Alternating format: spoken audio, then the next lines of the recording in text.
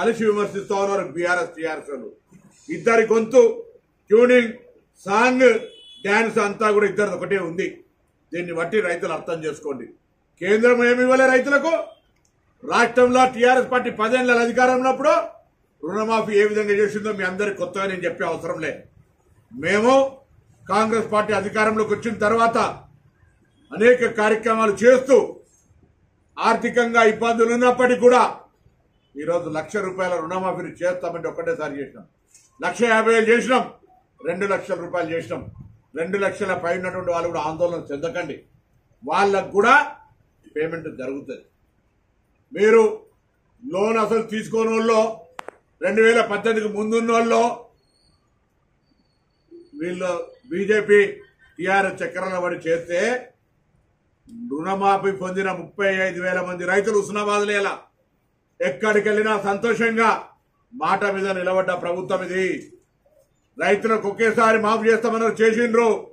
కేసీఆర్ లెక్క ₹1,00,000 5 సార్లు కాదు, ఒకేసారి చేసినటువంటి రైతు ప్రభుత్వాన్ని ప్రశంసిస్తుంటే కళ్ళు బైర్లు గమ్మిన వీళ్ళు ప్రభుత్వాన్ని దురుద్దేశపూర్వకంగా ఒక అబద్ధపు ప్రచారం ద్వారా లోన్ మాఫీ కాలేదని మాట చెప్తా ఉన్నారు.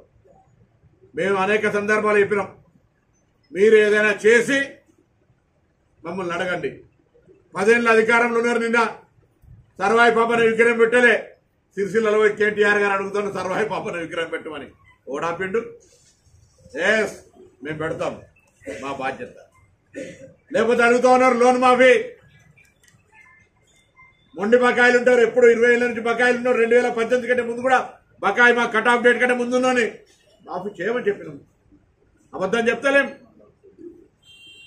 ఇప్పుడు 200 యూనిట్ల విద్యుత్ ఎవరైనా రాకపోతే ఏదైనా ఆధార్ కార్డో నెంబరో తప్పు పడితే కరెక్షన్ చేసుకోమంటున్నాం, గ్యాస్ కనెక్షన్ చేసుకోమంటున్నాం.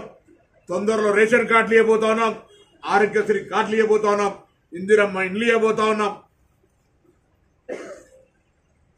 మనం చూసి ఎంత అసహనంగా ఉన్నారో.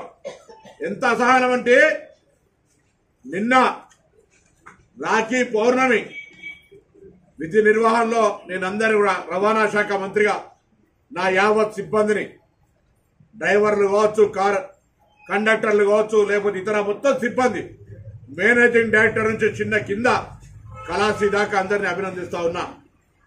ప్రభుత్వ పక్షాన 64 లక్షల మంది మొట్టమొదటిసారి నిన్న, అందులో మెజారిటీ మహిళలు 17 కోట్ల రూపాయల విలువైనటువంటి ప్రయాణాన్ని నిన్న ఒక్కరోజే ప్రభుత్వం ఉచితంగా అందజేసినటువంటి ఘనత.